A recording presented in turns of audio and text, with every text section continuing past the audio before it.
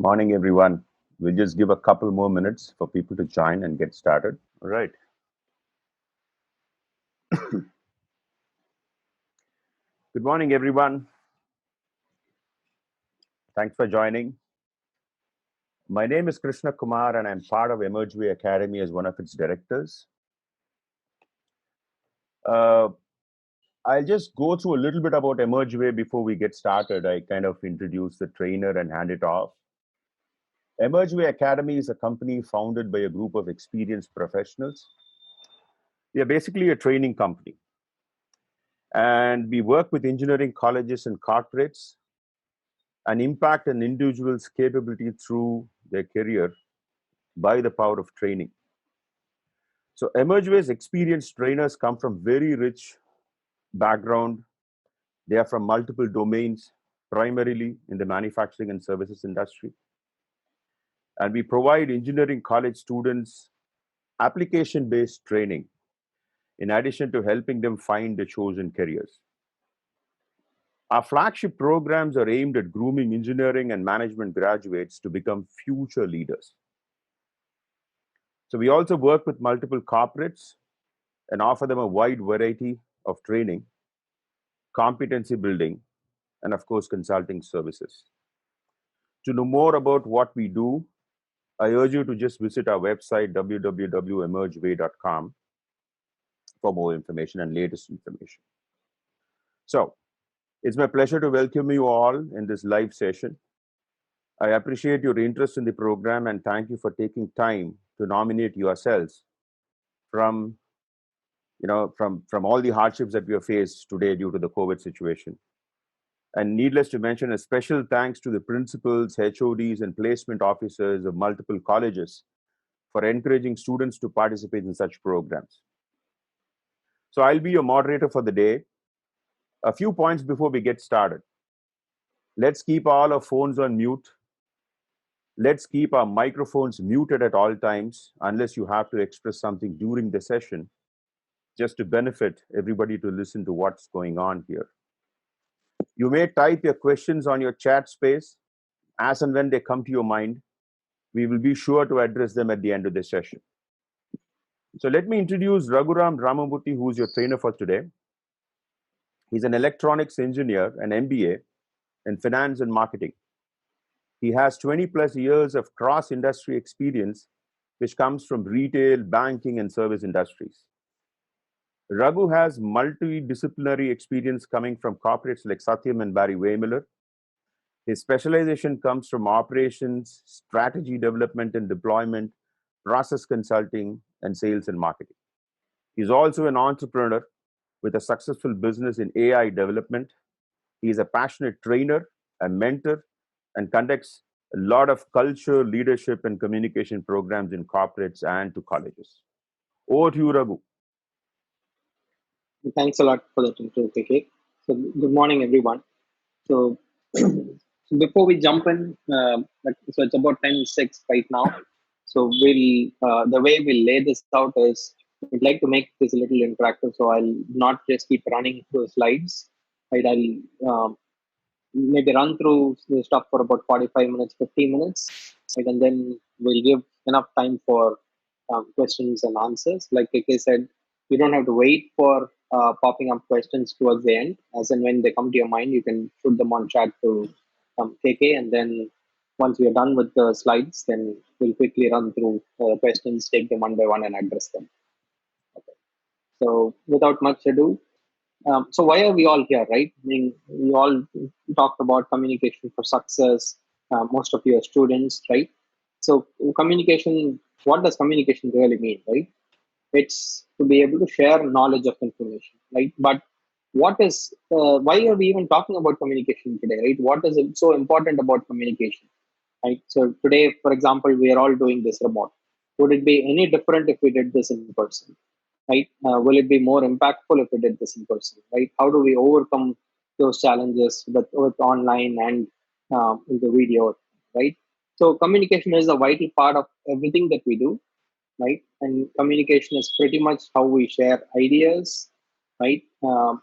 Different thoughts that we have. How do we actually organize those thoughts and communicate, deliver it to the other person, right? It's the way that we relate to one another, right? If there were no communication, then we would not be able to build relationships. We will not be able to relate to the other person at all, right?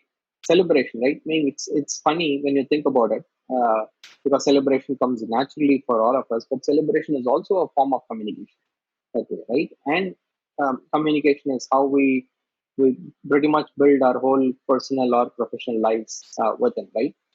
That's so it's pretty much a very, very critical component of all of what we do, right? So today, what we're going to do is we're going to look at a slightly different perspective of communication, not the regular oral written communication that all of you have been told, right? I mean, through your school, colleges, most of the places that you've been to, you've all been told, okay, look, you need to be able to write better emails, write I mean, for better communication, you need to be able to speak in English, good language skills, and things like that. So that is one part of communication, but there is this whole other piece of communication which is often ignored. So today we will spend some time to touch upon those components and talk about why they are important and how to cultivate those skills. So why is even required, right? Like today, with all of you are students, right? Next year or maybe more, you will be in the market for jobs, right? So there was a survey of recruiters from more than 50,000 employees, right? And they said, what is the most important thing that you look for when you hire a person? And communication skills was chosen as the single most important factor, right? It's interesting because every single company chose that as the first factor. It's not like it was the top among the averages, right? Communication, including written, oral, and presentation skills, right? That's and then ability to work with others, right? So that's the other piece. The ability to work with others is also something that comes out of communication, right? And that is what the survey also told us. So today, what we're going to do look at is we are not going to look at much on the written and oral communications because that's something that we've all been exposed to. But we will focus on that second part here, right? That is how do you communicate well, which improves your ability to work with others. Right? So essentially, if you have to communicate, right, with anyone, whether it's one to one or one to many, but we will let's say take a simplistic scenario of a one to one communication, right? What happens in a communication cycle typically is so there is ideas, right? You have ideas or you have some information that you want to share. You have something that you want to be able to let the other person know, right? Then what you do is you form or build a message with that, right? When you say build a message, so we've actually shown a bunch of tools out there, right? Essentially, you have a tool set. What is that tool set? Your choice of vocabulary, your language, right? Your oral skills. Like you use all that to build that message, and then you send the message, right? Again, when sending the message, there are multiple components that you put into action, right? There is the words, there is the word choices, then you there is you look at that person, or there is tonal voice, whatever, right? All of that goes into sending the message. The other person, what happens is receives your message, right? That is listening, right?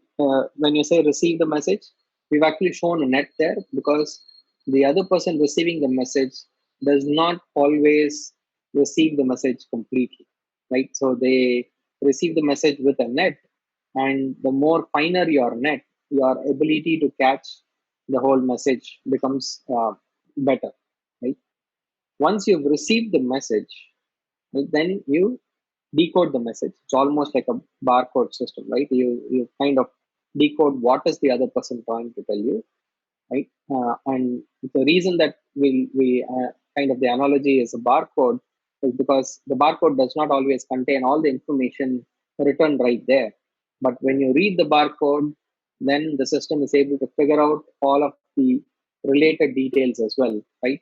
And communication is very similar to that, right? When the other person says something, they don't have to explicitly say everything, but based on our ideas, knowledge, and experience, and the situation, our knowledge of that particular person, all of these factors go into being able to read that coded message.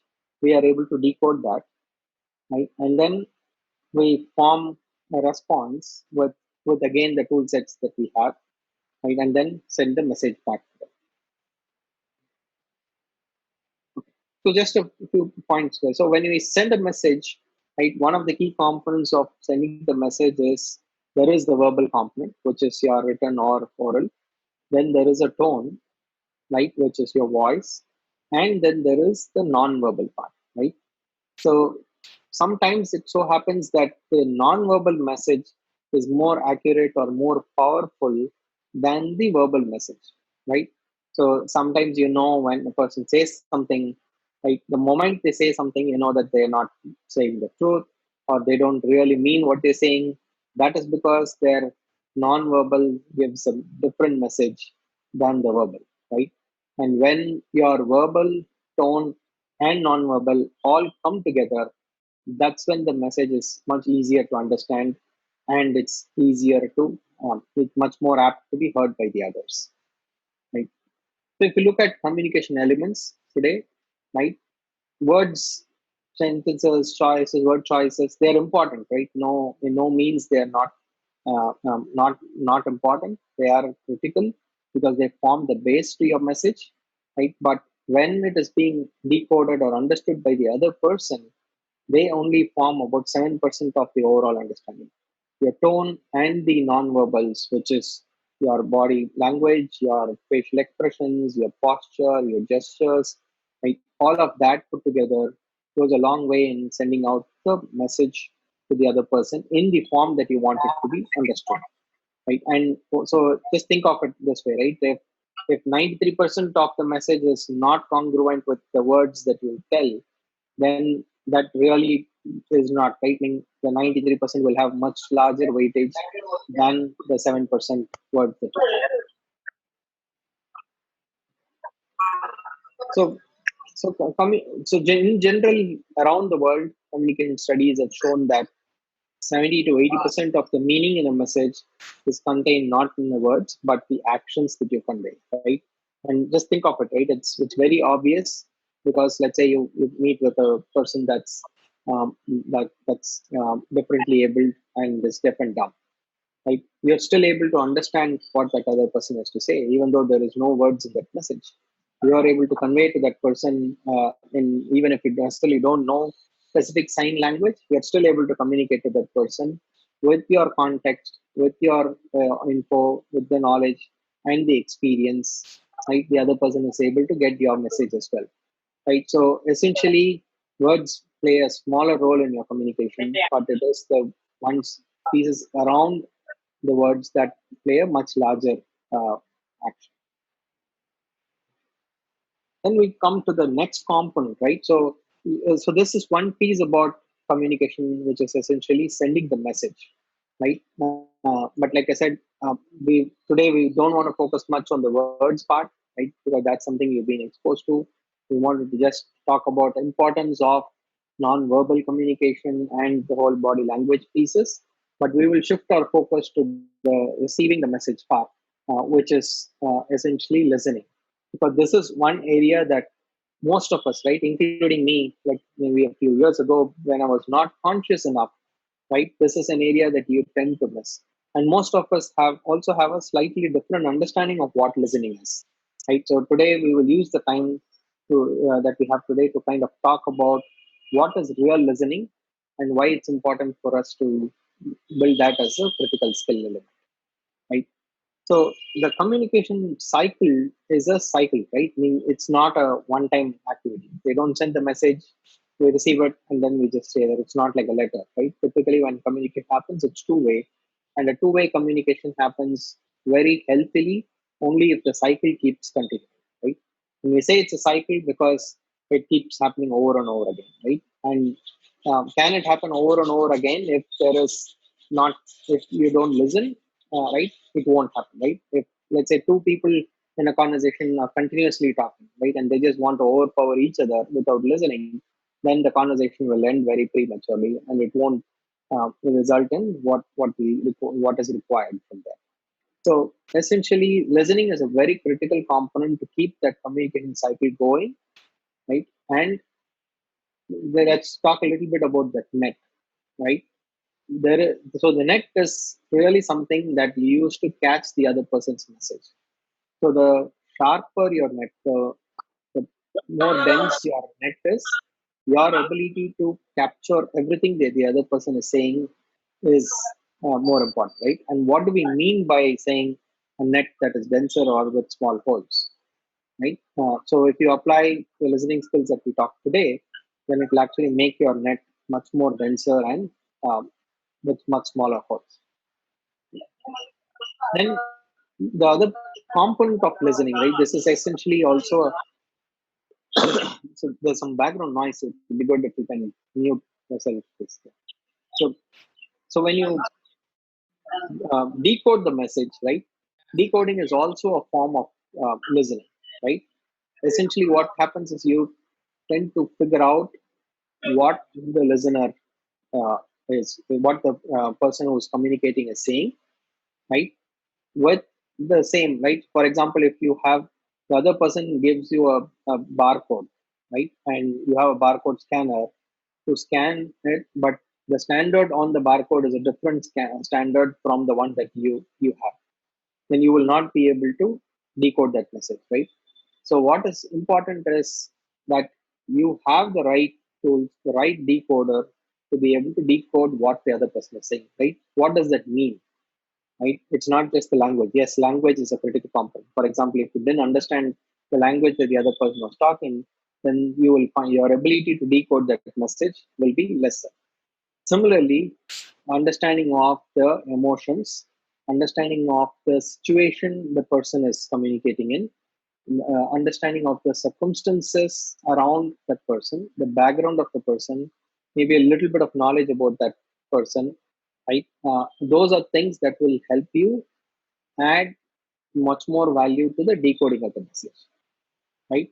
So, for example, if my dad came and told me something, right, and if, similarly, if the same message was being said by somebody from outside, a stranger, complete stranger, so the way I will decode that message will be significantly different because I understand a lot of the background about my dad, about his background, about what we've talked in the past, about our previous conversations. That there is a bunch of knowledge and experience around the situation that I have that will help me decode that message better.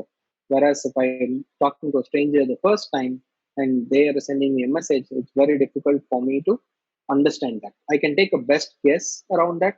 Let's say, for example, I walk into an interview and I'm sitting in an interview, right? Now, I may not know a lot of background about that person, right? Now, obviously, there is some things that you can do, right? You know which company they're from, you know who that person is. You can do a little bit of homework around who that person is, what their background is, what kind of education they've had, right? How many years of experience they've had, what kind of experience have they had, right? Have they been living abroad? Have they been living in India? Right? So, what kind of cultural influences would they have had? And the fact that what are they are trying to achieve, right? They're sitting in an interview trying to ask you the questions to figure that out. So if they ask you a question, then one way to look at that is saying, okay, what have they asked? Do I know the answer for that? But then you also start applying all these other knowledge components that you have, right? Which essentially is, okay, why is this person asking this question, right? How is this relevant in the context of this interview? Okay, what happens if I give this answer? What will that mean for that person, right? And what else would that person like to know, right? And then apply that with the background. What kind of an answer will make this person understand better, right? So if they are a very, very technically strong person, then my expectation would be that I will give a very technically strong answer. If it's a HR person that's asking that question, then I don't want to give an answer that's very technically very strong, but something that will relate to a non-technical person. So that way, essentially, you decode the message when they ask something, providing you with all this information so that you can actually build the right message back when you respond to them, right? Again, when you build that response, when you use all of the tools that you have, right? So one is you've understood the message, you've listened, so you've caught all of what they've said, right? You have not missed out anything from what they've said. You've decoded it correctly with your ability to attribute a bunch of factors around, right? Your ability to attribute a bunch of factors around the message itself, right? So that allows you to decode the message correctly. Once you've decoded the message, then you build a response. Again, use the tool sets. Use tool sets that are very similar to what the other person is using. The closer your tool sets are, the better that the messages will match. And the fact that you remember that your reply is at best a good guess at the intended meaning of the message, right? So you want to be able to build a message which you think will adequately understand, address the question, both a said question and an unsaid question that the other person asked, right? And the cycle, essentially, one cycle is completed when you send that message back, right? And what is very critical is it's not enough if you just give an answer, right? But what do you want the person who's sending the message to understand is that you actually understood the message, you heard the message fully, you understood what the message is, and you actually answered it not just with the facts, but the feelings. When you say feelings, not necessarily your emotional feelings alone, right? The essence. Like I said, if it's a HR person who's asking a question, then you also want to be able to attribute why are they asking that question? What does it mean in the context of this interview? Right. So when I give an answer, I have to make sure that it does not just answer directly the question, but there is something between the lines. I also answer in such a way that it addresses those between the lines in such a way that it actually addresses the essence of the sender's message, right? And this type of a message where you apply listening and reasoning and responding to make sure that it addresses not just facts and feelings, but also making sure that it addresses the complete essence of that message, right? So let's take a simple example, right? Somebody comes and asks you, hey, do you know where that book is? Like, or let's say it's in your rack somewhere, right? So the other person asks, do you know where that book is? Right? So I know where the book is. So I can just say, yes, I know where the book is, right? Now, did that answer the question that the person asked? Absolutely, 100%, right? The other person asked, do you know where that book is? And I answered, yes, I know where the book is. Now, is that an acceptable answer? Does it address the facts? Absolutely addresses the facts. But does it address the feelings or the essence of the sender's message? No, it doesn't address the sender's message, the essence of the message. The essence of the message that the sender had was, even though he asked me, do you know where that book is? The essence of that message was, I need that book. I'm looking for that book. I need that book. And that is the part that was not said, right? And because I know that, instead if I say, okay, yes, I know where that book is, there are two ways that I can go, right? If it's already in my possession somewhere that I can pull it, then I'm going to say, do you want me to pull it for you? That will close that response properly, right? Or to say, yes, I know where the book is, it's in this rack, you can go there and find it, right? So either of these will address not just the facts of the question, but also the essence of that message. Okay. And this kind of a message response is what is called as active listening, right? I pulled a very simple example because this is an example that we face very pretty much regularly in daily life, right? And this is also a case where all of us automatically um, exhibit an active learning response, right? Meaning it's not often that somebody comes and asks, do you know where it is? And we'll just say, yes, I know where it is, and leave it with that, right? We do say, yes, I know where it is. It's there. Go look for it here, or we can help pick that, or we can pick it up and give it to them, and we do this automatically, right?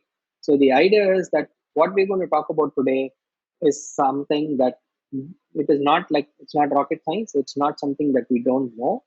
We do follow it, but we tend to follow it selectively, right? But if we are a little more conscious about it, then we will follow it to the T in every single situation, because we will constantly keep thinking in every situation, why is this person asking this question, right? If he's saying something, he's saying this, but what does he really mean, right? And the moment we start attributing that, then a response becomes much more powerful, right? And how do you actually do that piece, right? So yes, we know if we get the message fully, we know we can send out a complete response. But what is that factor that make, makes you not catch that message fully, right? And that is the component of listening, right? And the other component that I want to quickly cover today is what also happens is when the person sends a message, there are a lot of filters that happen in between, right? Like you could be talking on the phone, you could be talking on the web today, given these kind of situations, or there could be a lot of noise. You don't necessarily understand the specific language or dialect that the other person has. Like maybe you're talking to someone from the US and they have a different accent which you have trouble following. So there could be multiple filters that also block the message from being received in the exact form that it is conveyed. Okay, so and how do you address that? I think we Raghu, just yes, 1 minute. Sorry to interrupt. sure. I am not able to see your screen, and I'm just wanting to ensure that everybody is able to see your screen for some Oh, is reason. it? Maybe kind of lost the screen just 2 minutes ago. Is it the sharing is on, or is it gone off, or something like that? It Just to says it's ensure. on, but let me share again. Let's Maybe it is just me, but I wanted to make sure everybody is able to. Yeah. Thank you. can It's you see now it on. now? Thank you. Yeah. Okay. Yeah. Bye. So there is these filters, right? And it is important that you are conscious of those filters and do anything in a given situation to be able to address or remove those filters. I mean, you're not going to be able to remove those filters, but be conscious that there are those filters. And that means that you have to work extra hard to catch information in spite of those filters. So from there, we now start looking at this component of listening, right? Okay, I want to be conscious of time as well. So listening is a basic business skill that you have, right? Like for the reasons that we just discussed, it's an extremely important requirement for you to build relationships, right? Take it from me, with if you are not a good listener, you will find it extremely difficult to build relationships with other people, particularly at workplace, with customers, right? Customers work with people that listen, right? And listening is also the most helpful thing a leader can do. As you grow in your position, as you grow in your organizations, once you get into the corporate world, right? The one most important skill that you will carry with you is your ability to be able to listen. So listening is required for what? In almost everything that you do, right?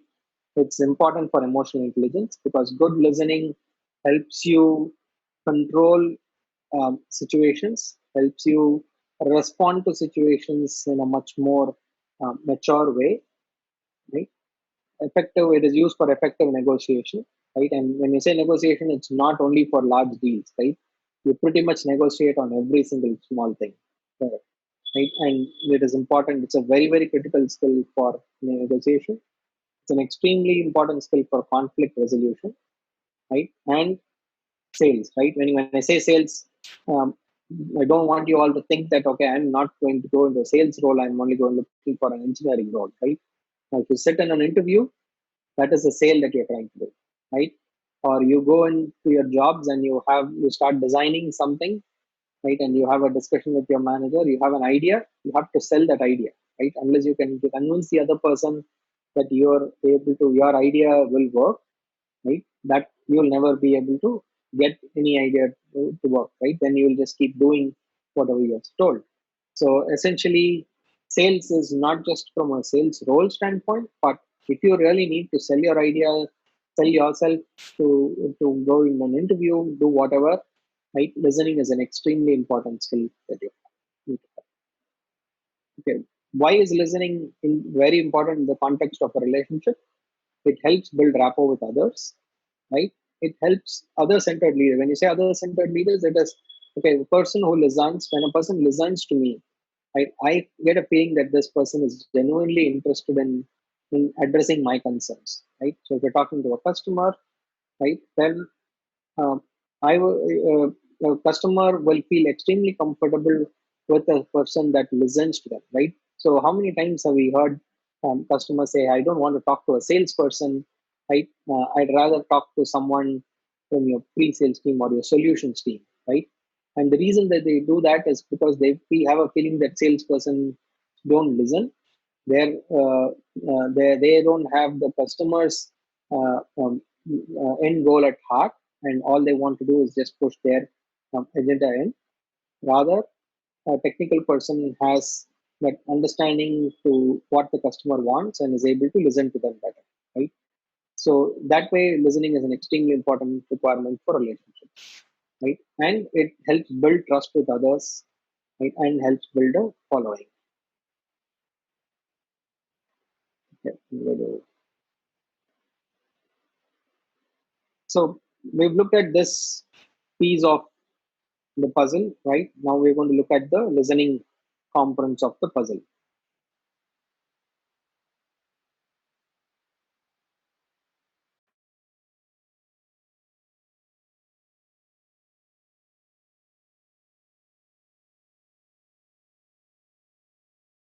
What are the five listenings? Then you can say that you've completely mastered the listening skills. So the first is attending behavior. The second is acknowledgements. The third is door openers. The fourth is silence. And the fifth component is active listening. So what is attending behaviors? First is being fully present with the person. Right? Now imagine a situation today that I'm delivering this webinar, right? But I'm not looking at the screen, and I'm not fully attending, right? I have my phone, I'm fiddling with my phone here, I'm reading messages on my phone, I'm doing everything else, right? That is something that is a turn off. Right? You wouldn't think that you'd be interested in this, listening to this, right? Or if you went and talked to a person, let's say you go into a corporate job, or you go to your professor, right? You go to your professor and start talking something, and they look at you and start talking, then it's a conversation. You get more confidence to talk in that conversation, right? When if the person professor is not looking at you, they're reading a book, they're reading something else, right? So essentially, attending behaviors is something that shows that you are fully present with that person, right? It is things like eye contact, an open body posture saying, yes, I'm willing to listen to your message now, right? Typically leaning forward shows enthusiasm, right? Nodding your head as the other person is speaking, with and listening to that with full attention. Right? Now that is something that is attending behavior. Right? The second piece that you want to do is acknowledgements, right? It's almost saying like saying we are telling the other person, I am tuned into what you're saying. I am listening to that, right? So verbally things like, okay, yes, okay, understood, go on. So is that true? Right? Things like that. So essentially, the idea is that I have received your message and I am processing it. Right? That is the acknowledgement that you want to be able to do.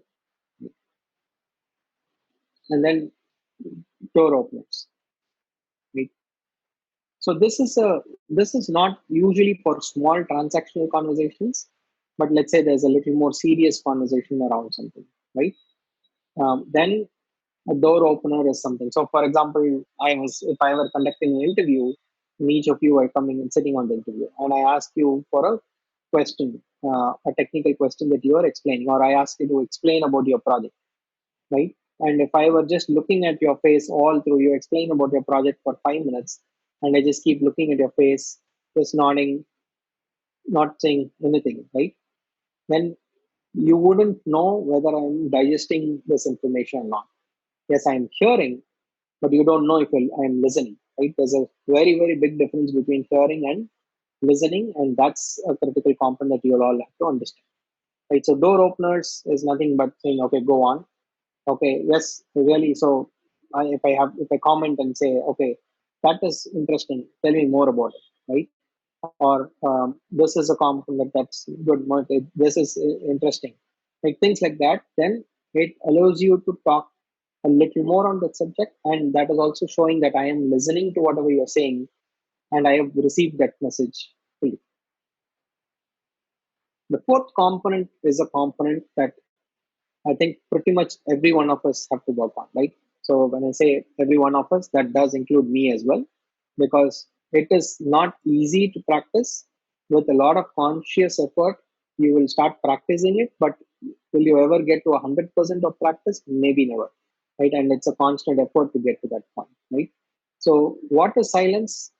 When you listen to the other person, are you going to be silent? Absolutely yes, right? Meaning all of us will say yes, yes, I am silent. But think of it this way, right? We are usually silent externally. That means we are not saying anything. We are allowing the other person to say things, right? But silence is also internal, right? Internally, are we thinking something else, right? Or before the other person has talked, are we already thinking of another question, right? Before the other person has finished their point, have we already started building a response, right? Or if we disagree with the other person, have we already started nodding in disagreement, right? Without even listening to what the other person is saying, right? These are also components of silence. So what we are, so one thing that we all of us have to realize is our brains are like a supercomputer, right? So when you say, okay, if a person is going to talk for 2 minutes, I will give him his full 2 minutes because that's his time, right? And I'm going to completely listen to that, make sure that I understand the full message and I can process it, right? And guess what? How much time will it take for me to process that information, think of a response, and build a response? How long will that take after he's finished a 2 minute conversation? 2 seconds, 3 seconds, right? That is how fast our brain is. So we don't have to be worried about whether we will have the time to construct a response or the fact that we may not be able to construct a response completely, but rather allow a person to talk something completely, right? Make sure that as you process that information, you're also thinking about why are they asking this question, what else could be impacting the circumstances, and so on. Collect all of that information and then make it a much more comprehensive understanding, right? And when you're quiet internally and externally, your ability to comprehend a message increases by as much as 90%, as against your ability to not be silent internally, right? And then you comprehend the complete message, and then you are able to deliver a good message, response back to it, construct a good response, and then get it back to you. The other thing is, um, I did talk a little bit about disagreement, right? So acceptance is not equal to agreement, right? So when the other person is saying something, if there is something that the other person says that you don't agree with, right? Do not shut your mind off right there and start disagreeing, right? So instead of, when the other person is saying something, the first natural reaction that we start doing is start nodding your head like this, right? Because you have already gone into disagreement, right? And that is because your mind has started processing your response, disagreement response right there, because we are not accepting.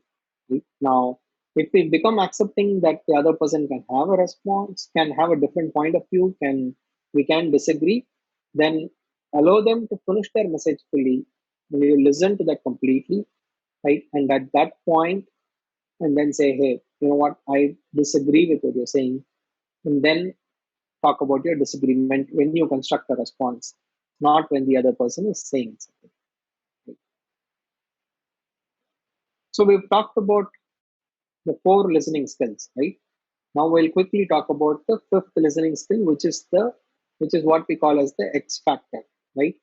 So while attending behavior, acknowledgements, and door openers and silence is something that all of us have known, right? We may have been practicing it in some cases, we may not have been practicing it in most cases, right? But it is often possible that we could be missing out on some of these. So it is important to sharpen our skills in those areas. But it is also equally important to understand what active listening is and start employing it in your daily, right? So active listening is nothing but proving to the talker that you understood, right? Like I said, sending back the facts and feelings, right? So let's say I go into a hotel, right? And I call out to room service. And I ask them, um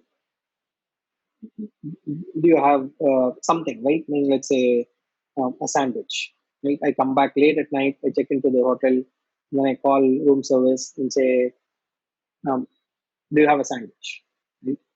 Now the other person can say, yes, sir, we have sandwich. Correct? Now that will answer the question, right?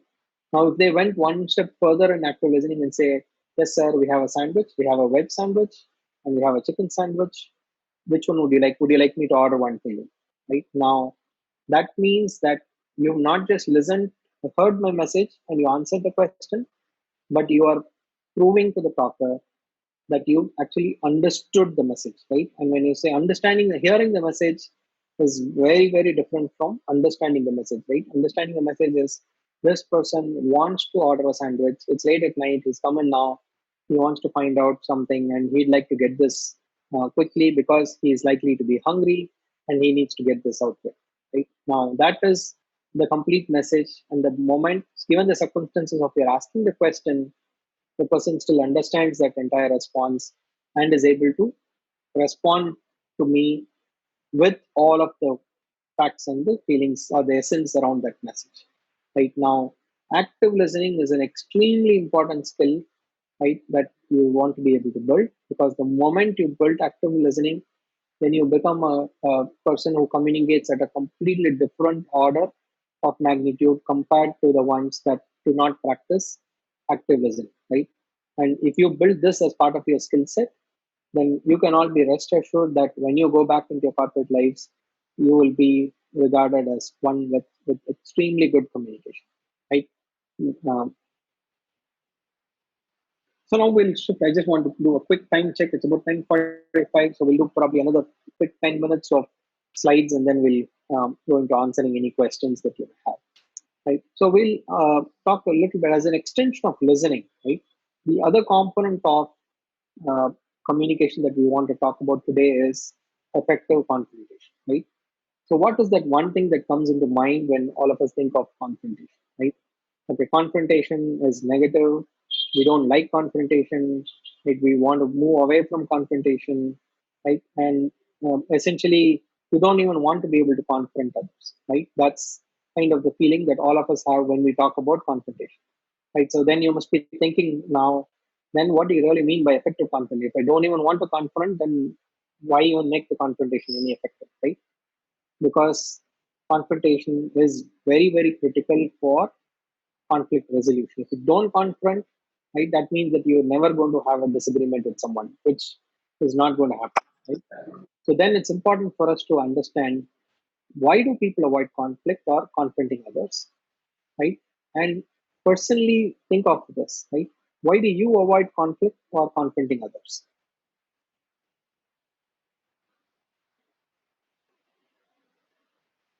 Very simple, right? The last time we had some conflict, the experience was not pleasant. It became very dirty. I broke up with my friend, right? Or the outcome is unpredictable. Right? That I'm going to get into a conflict. I don't know what's going to happen. Right? Ultimately, this may go my way or this may go a different way. I don't know what is going to happen. Right? Fear of getting hurt or hurting others. So if I go and go into a conflict, confront someone, then I fear that I will hurt that other person or that person may hurt me. Right? So I go on the road and somebody comes in and cuts in front of my car. Now, if you go and confront, I don't know, that guy will say, oh, I'm a party worker, come and beat me up. I don't know what is going to happen, right? Here, that conflict is going to lead to even more conflict, right? And the last one is like a false belief that will go away. Okay, if I don't raise it, let's say just keep quiet and somehow it will go away, right? It will get addressed sometime. So that is the reason that almost all of us avoid conflict, right? If you go back and think of every single situation that you've avoided conflict, it will be pretty much one of these reasons that's listed here. So, in the situation of conflict, let us say we were the ones that is the other side of the conflict. There is somebody else that's coming and confronting me for something, right? What do I do? There are only three responses that I have, right? One is I fight. Usually, if that power is, I feel that either I'm equally powered, or I'm more powerful than the other person, then I retaliate against that power and fight and say, no, you are wrong. I disagree. I'm not going to do this, right? Whatever. That's the fight response.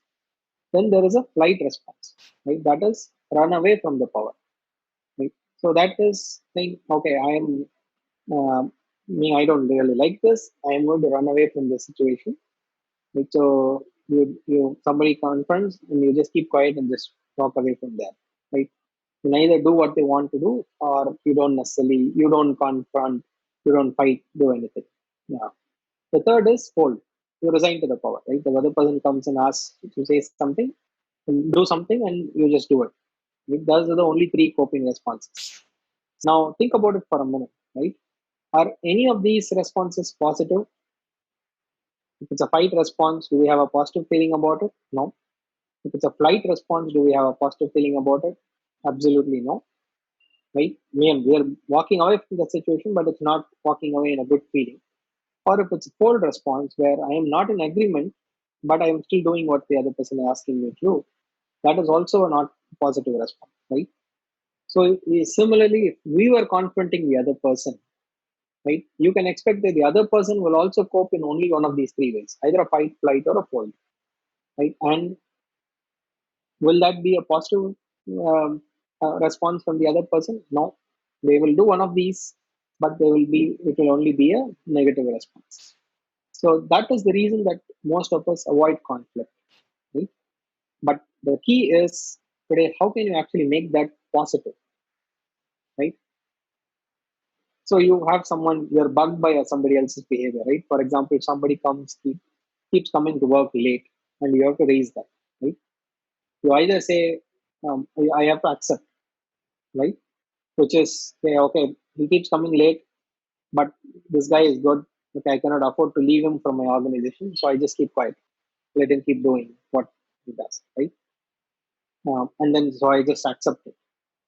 The second is change the environment, right? I'll say, okay, he's coming late now.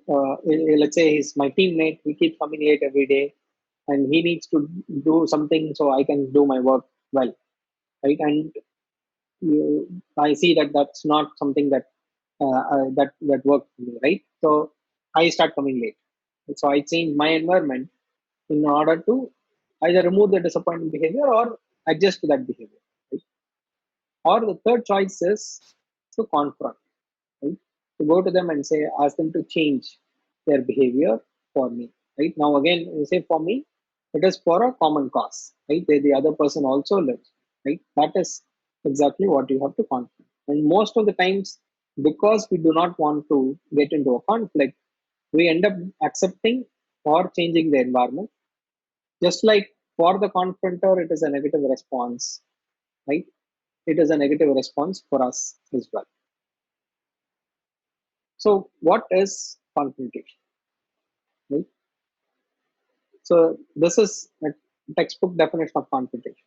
Confrontation is to face the other with the facts and feelings of my disappointment and asking them to change. Now, if you read this message once more, woman, right? You see that there is nothing negative about this message. Right? There is not a single negative connotation in this message, but there is this whole negative connotation that has been attributed to confrontation because of how we've been doing confrontation in the past. So it is not the what that is wrong, but it is the how that is wrong, right? So India and China had a disagreement, right? So there were two choices. The one choice is you could just go to war, fight, and then find whoever wins gets their side done. Or you could actually get into a diplomatic discussion and you negotiate, you confront, you have discussions, and then finally get to an agreement to do something, right? Now, in a traditional scenario, people would have gone to war, right? Now, that's past experiences are there, right? There is your knowledge of previous conflicts. It is very similar to what we saw today. Right? I mean, past experience has not been very positive, and you don't want to do that, which is why you want to say, okay, now let me rather try and talk it through diplomatic channels and resolve it through talks. Confrontation is essentially no different. Confrontation is an extremely important tool that you should have in your basket, right? So one thing that's very critical for confrontation is it's also very important to understand why are we going to confront, right? And it is not because we have a solution that we want to just push our solution, right? Confrontation is to make sure that it is to change that particular behavior or change the disappointment, right? Not necessarily just the behavior.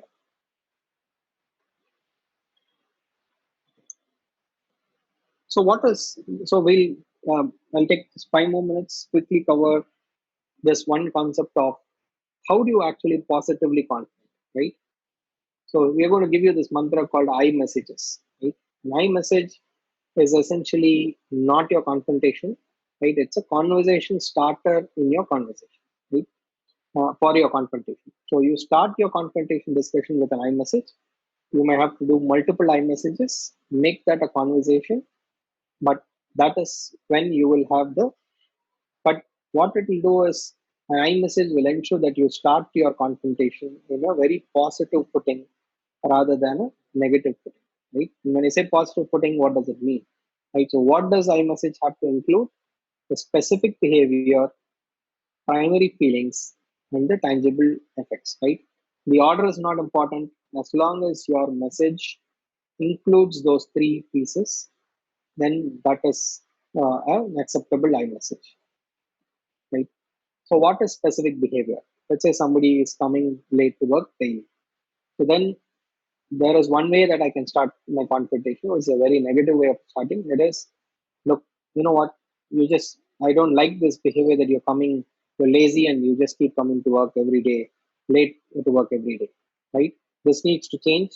I need to see you in office at 10 o'clock from tomorrow onwards, right? Now, that is a very negative way of starting that confrontation because if that guy is scared for a job, maybe he will come on time from tomorrow because I said that, but I did not convey it positively, and it will create a negative feeling in that person. Right now, let's look at the same example and say how do you actually construct it in a much more positive tone. Right? So behavior is something that you see. Right? What is the specific behavior? Is it that he's lazy, he gets up late? Is that the behavior? Or the behavior that I'm worried about is that he does not come to office at time. The behavior that I am worried about is the fact that he does not come to work. It doesn't matter whether he's lazy, whether he gets up at 6 o'clock, whether he gets up at 8 o'clock. As long as he can come get to work at 10 o'clock, that is good enough for me, right? So then restrict the conversation to talk only about the specific behavior that is causing the disappointment, like when you are late for work, when you speak harshly to customers, right? Things like that. And talk about ones that you can see, touch, feel, or hear, right? That is what you want to be able to talk about, not the ones that you don't see, not the ones that you perceive. The second is primary feeling, right? So there is a primary feeling and then there is a secondary feeling, right? I'm very disappointed that you come to work daily, right? Now that's a secondary feeling, right? Why am I disappointed? Because I'm worried that work is not getting done. I'm worried that the other people will also see this as an example and things will become a little chaotic, right? I am anxious if the project is to be completed and delivered this week, and if we keep coming to late, I'm anxious whether the project will be completed on time, right? So there could be multiple primary feelings, and that is causing a disappointment. So it's very critical to talk not about my secondary behavior, but talk about your primary behavior that caused you to become disappointed with that situation. The third is talk about the tangible effects that this is creating, right? So, what are those tangible effects? Time, energy, money, or fulfillment, right? It could be either a tangible effect on me as a person, tangible effect on the team, a tangible effect on the organization, right? It could be anything, but make sure that you address that typical question around tangible effects of time, energy, money, or fulfillment. So this is an example of an I message, right? I get anxious when you're late for work, right? When this happens, our productivity falls off, and the team has to, everybody else in the team has to scramble to catch up with project work, right?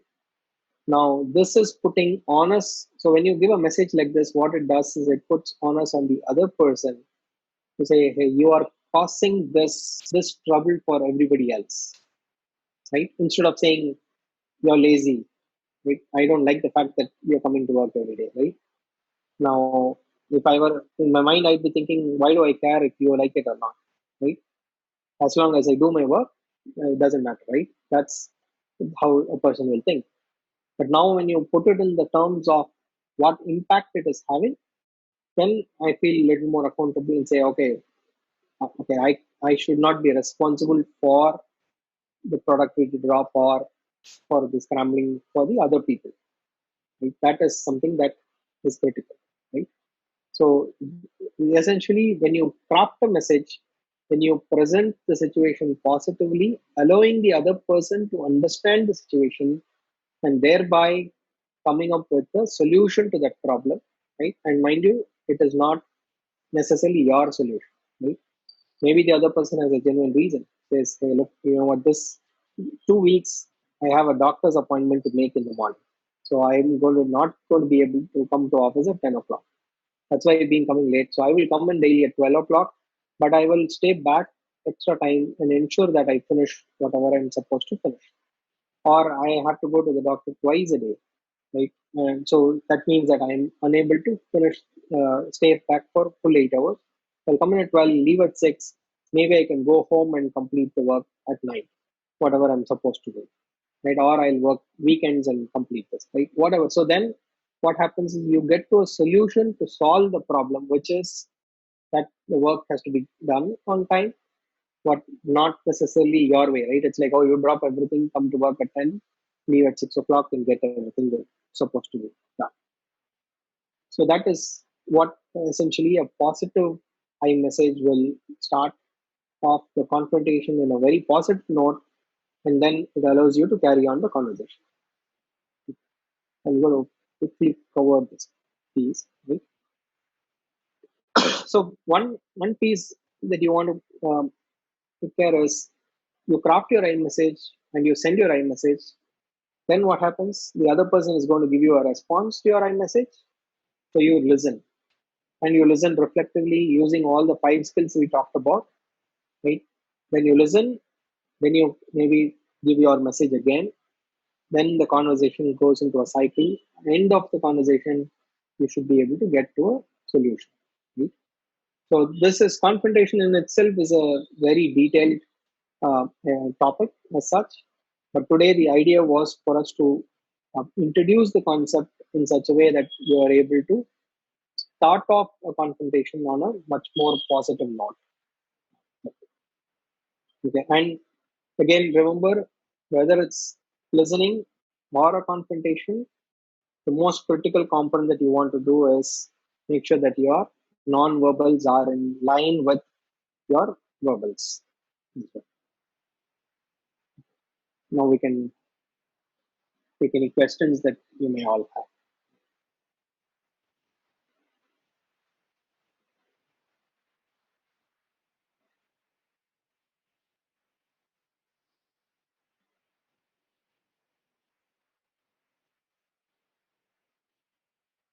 KK, you are on mute.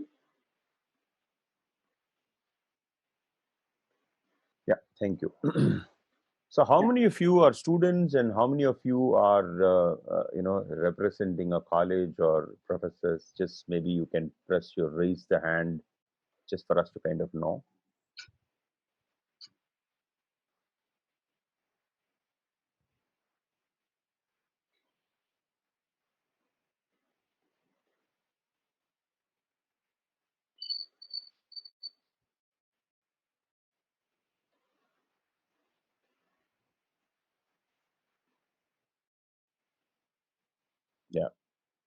So, so I think pretty much a lot of students here, right? Something interesting. Let's assume that you're getting on to an interview. What do you think affects what behavior or what skill affects you in the interview the most? Just take a look at this slide and see like what sense it makes.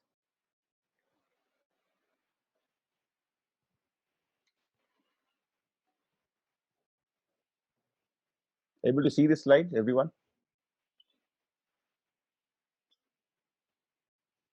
It's so surprising that communication skills is the biggest chunk.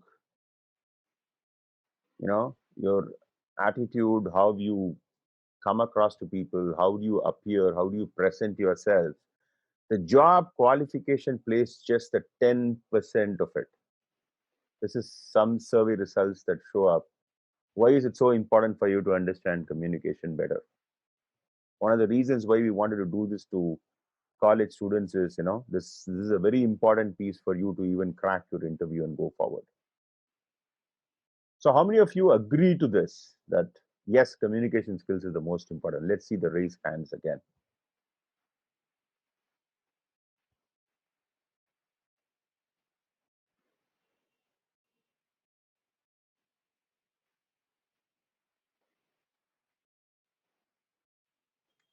Okay.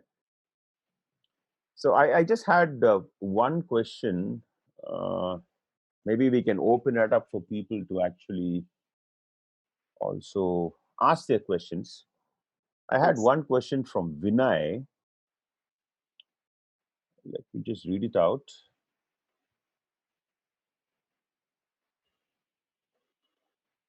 All right.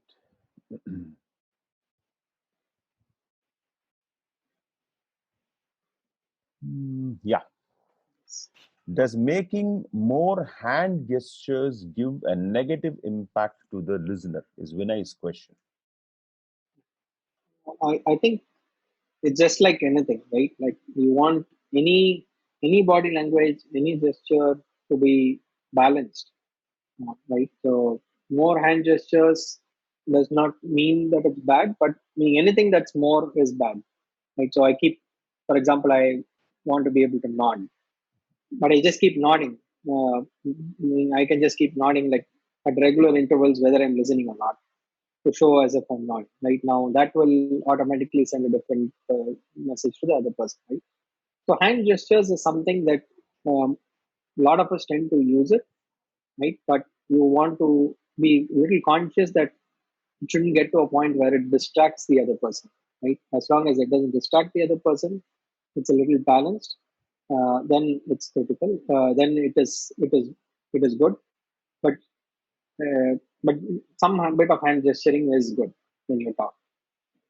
Yeah, yeah. Thank you. So one more point, Vinay, to add to this is like you also saw the slide that says like non-verbal is one of the most powerful ways of communicating as well. So yeah, I mean gestures is one of them for you to kind of know like how you communicate, what you really want to communicate to someone.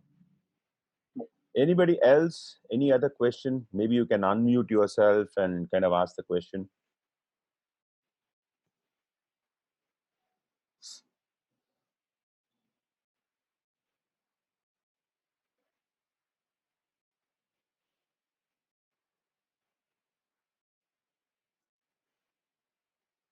Anyone?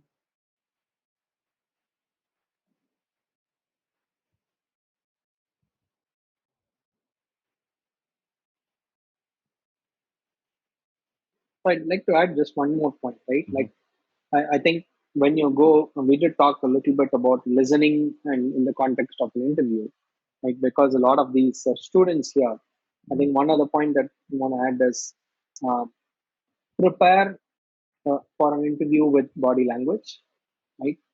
Because that is a very critical component in an interview that an interviewer is going to look for, right? So there is something that you can prepare from a communication, right?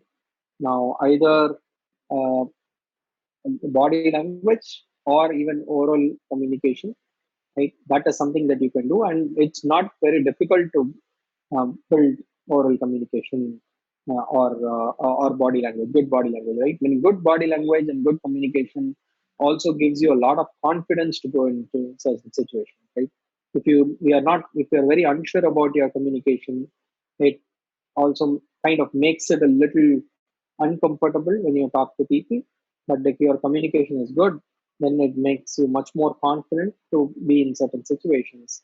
And that is something that you can work, right? The reason that we do not focus much on the portion of oral written communication and all that today is because that is something that you cannot, at this age in your life, that is not something that can be imparted to you through a program, right?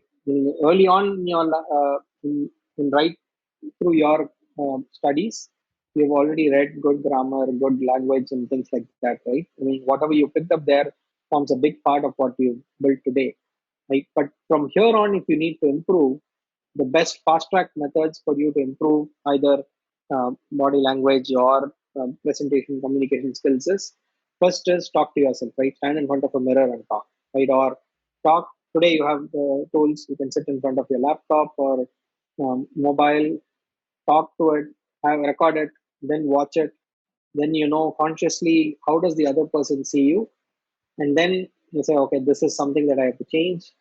Do it over and over again, and that way you will know how the other person is looking at you when you're communicating. How do you communicate? What is it that the other person could be taking negatively, right? If you were the receiver, how does that conversation negatively impact you, and things like that. And that way you will be able to easily overcome issues, right? Meaning the first step to good improving any skill, right? Not necessarily just uh, communication, right? The first step to improving any skill is being conscious of what you don't have. So the moment you become conscious, then you will be able to build that particular skill. Right. So there is an interesting question from Vandana. I mean, I think it is referring to confrontation. Does interrupting a person in group discussions be considered negative or positive? Um, so if you interrupt a person through a halfway through a conversation, then it would usually be seen as a negative uh, thing. You want to be able to wait for a person to complete their point in a group discussion and then interrupt. Now that said, there are situations where, let's say, a person is dominating the conversation continuously, right? So what is going to happen is, from an interviewer standpoint, when they look at, for a moderator standpoint, when they look at the group discussion, the person who dominates the conversation with just talking, let's say in a 10-minute group discussion, they keep talking for 4 or 5 minutes, that will automatically become a negative for the other person. But how it could possibly impact the others is because you never got a chance to talk, even though you had good points, but you didn't want to interrupt. So in those cases, if you find that the other person is just dominating and your intent for interrupting is not to interrupt his thoughts, but your intent for interrupting is to make sure that others are given an equal opportunity, then the way you want to do that is you want to be able to respectfully, politely interrupt, right? You want to say, look, this is, I understand what you're saying, but if you could, it'll be great if you could wrap up your message in the next 20 seconds so that others will have an opportunity to talk as well, right?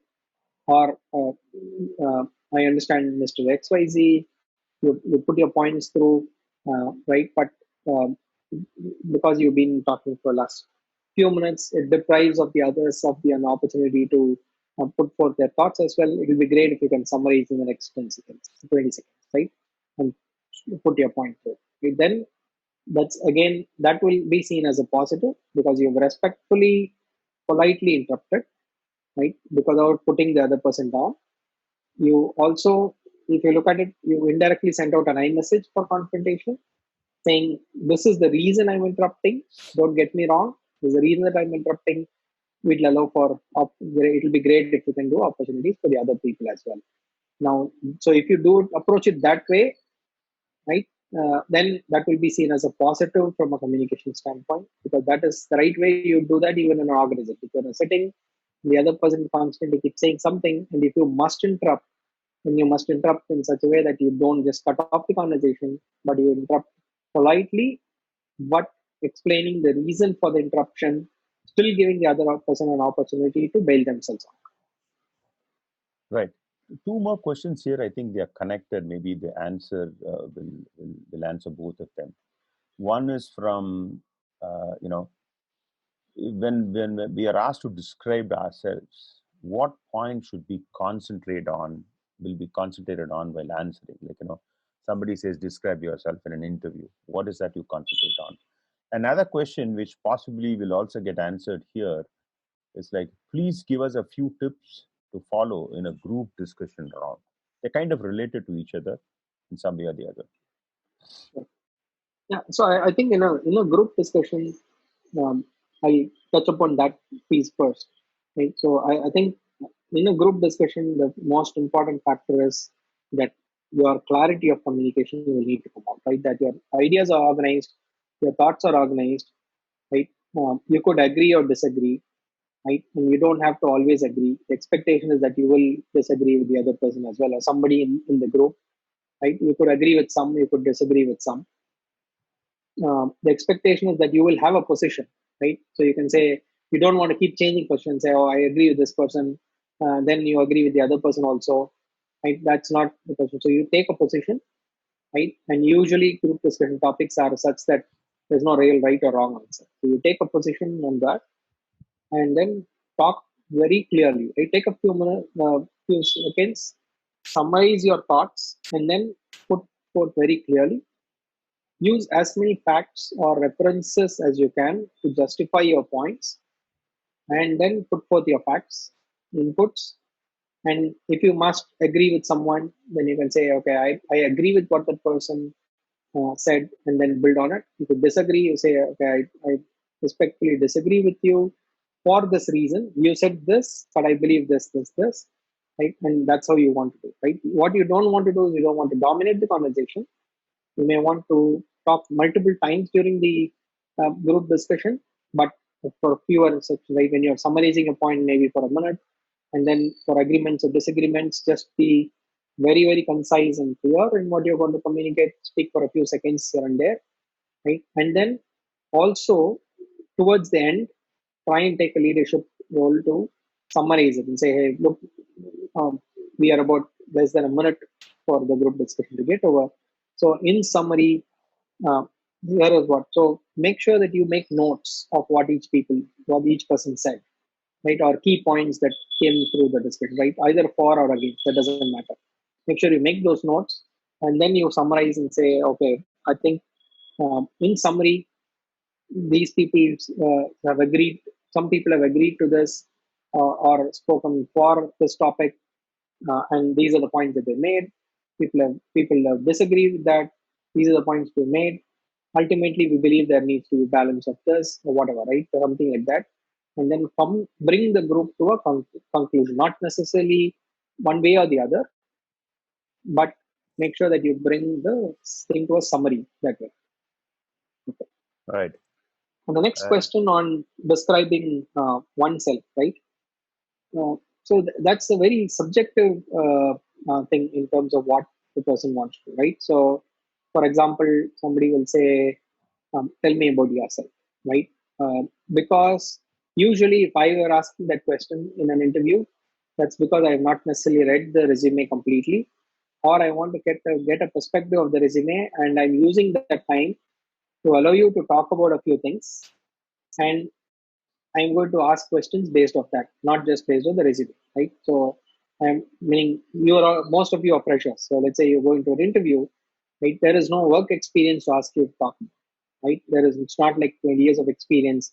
What target did you achieve last time, or what did you build here, right? Or that kind of stuff, right?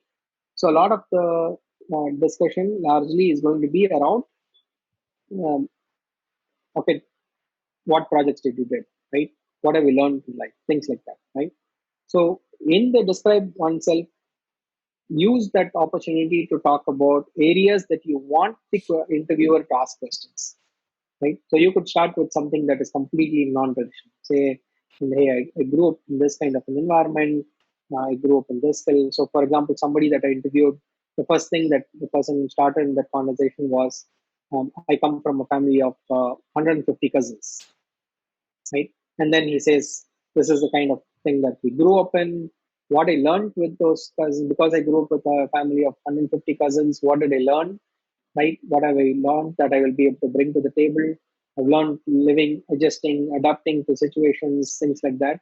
So then you also use the opportunity. So essentially, what I want to hear is not just that, okay, I went to school here, I went to school there, and then I did my BE from here, I scored the CGPA, because all of that is there on your resume, right? Talk about what experience, how your experiences shaped your life. Okay, I grew up in a small town, and then I went to school here, right? When I went to school, because that was a change in environment, I learned this. From there, I went to college. Okay, I was not a day scholar. I lived in hostel. Because I lived in a hostel, first time away from family, what did it allow me to learn? It allowed me to be independent. It allowed me to make these kinds of choices. Right? I had to fend for myself for certain situations that I've not been. But today, it's given me a lot more confidence to do that. And then I did this project here. Right through my course, I did this. I did these two, three projects, right? And then what did the project? What did I do? I mean, very short, I mean, because you don't want to keep talking for 30 minutes on that, right? But essentially, use that glimpse to talk about what is it that you uh, you've learned, right? What are your skills? What is it that you are as a person? And also talk about points that you are very confident about. So you will actually draw the interviewer's attention to those points.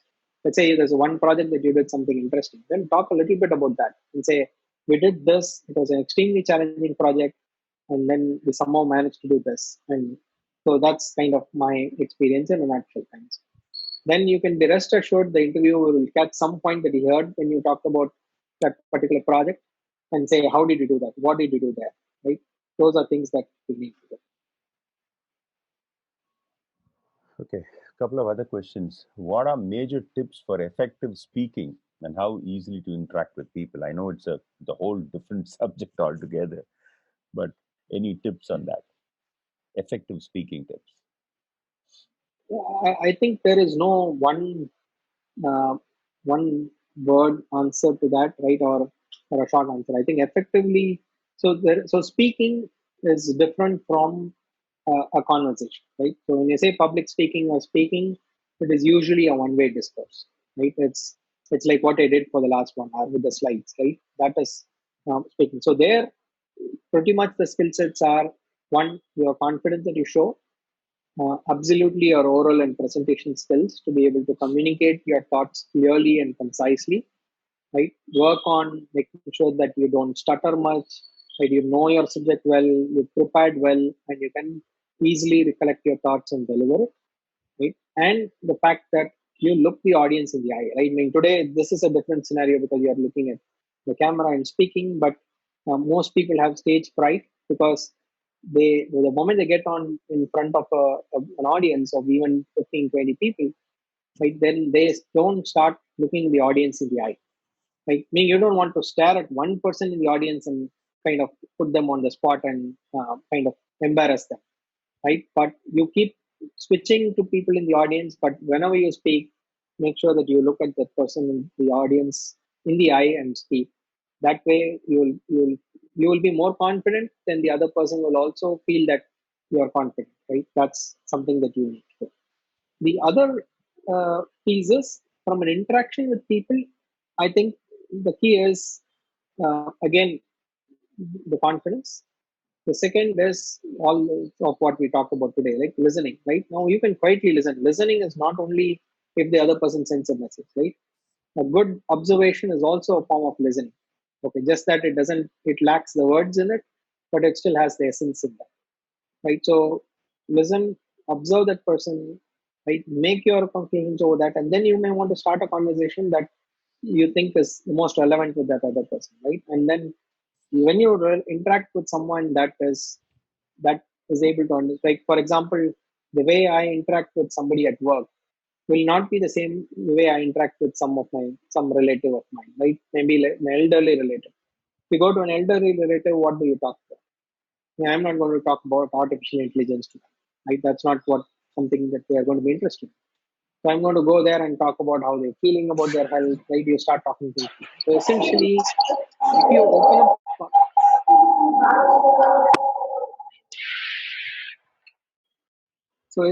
if you open up your conversations around something that will be of interest for the other person, then you can be rest assured that the conversation will continue, right? And at some point they're going to continue to, right? So the importance is not about you speaking what you want to speak alone, but making sure that the other person is interested in listening to that and create a conversation.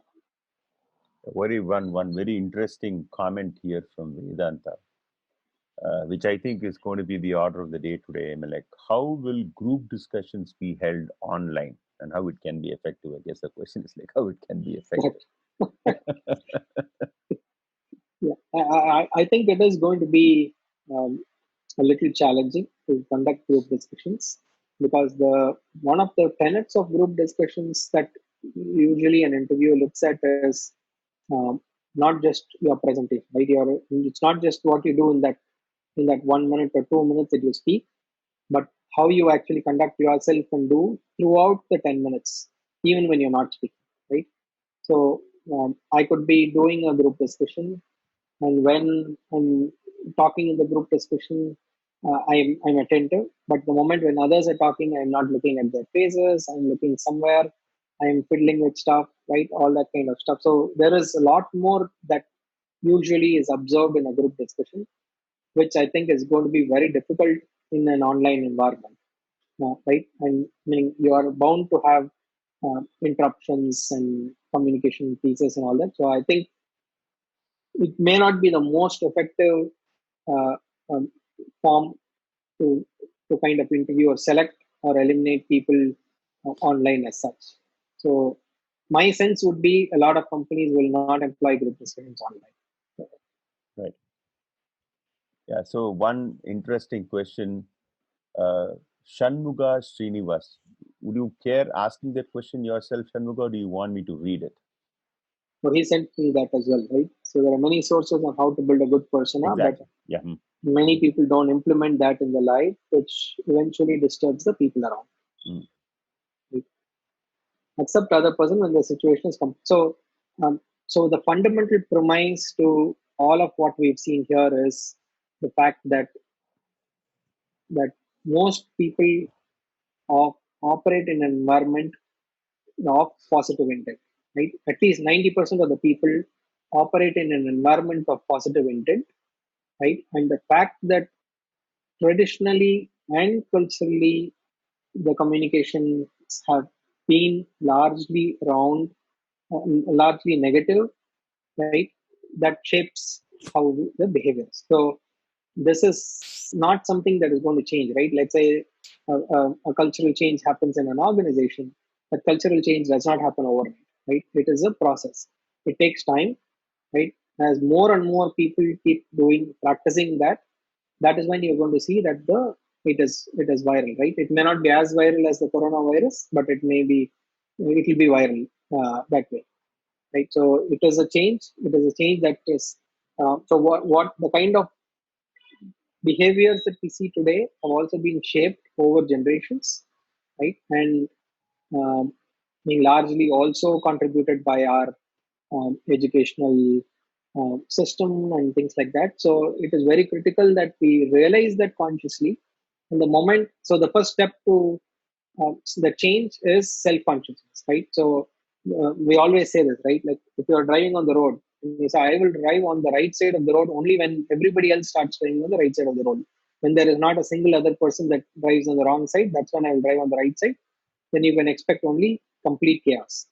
So the key is not to be worried about the people that are driving on the wrong side, not to be worried about the people that are not stopping at traffic lights middle of the night, but be worried about whether you will stop at the traffic light middle of the night. And when you start doing that, you will notice that you will make at least another two people stop because you put that guilt conscious in them and they stop that night, right? And that is going to continue. And over time, you will notice that more and more people will start following that. So the other thing is, if it is in a situation that is not in positive intent, and you know absolutely well, right? I mean, most times we tend to kind of so if somebody keeps coming late to work, okay, this guy is just fooling around, right? He just wants to take salary and not do any work, right? We are very quick to be judgmental and jump onto attributing negative intent, and that is the first thing for us to avoid, right? Make sure that we don't attribute negative intent right up front. We attribute positive intent to people, and then if that fails, give the benefit of doubt, right? If that fails, then there is always consequential action that you're going to take. All right. Any other questions? Maybe the last ones. We're just almost getting there to complete the session. Any other questions?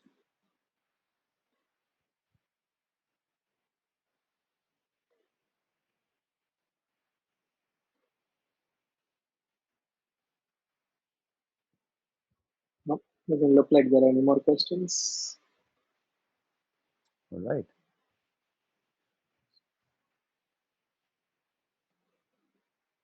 Yeah. So thank you, Raghu. Thank you, everyone, Thank you. for the Thank you. My participation. pleasure. Thank you for the participants. Yep. I hope you We are all able appreciate to it. take something useful today.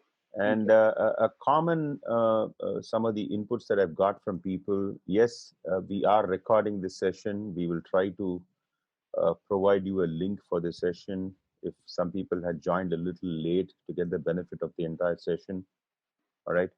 I will do that. I have your emails and I'll send it out to you guys. And in case you come across a question which didn't come right now during the session, you want to still ask the question, please feel free to let us know through email. We'll try and see how we can address those questions to you. Yeah. And if there are any specific topics that you all like us to talk about, please keep us notified. Maybe we can convene another session on that topic as well. Sure. All righty. Thank you, everyone. Thank you, Raghu. Thank you. Thanks for the participation.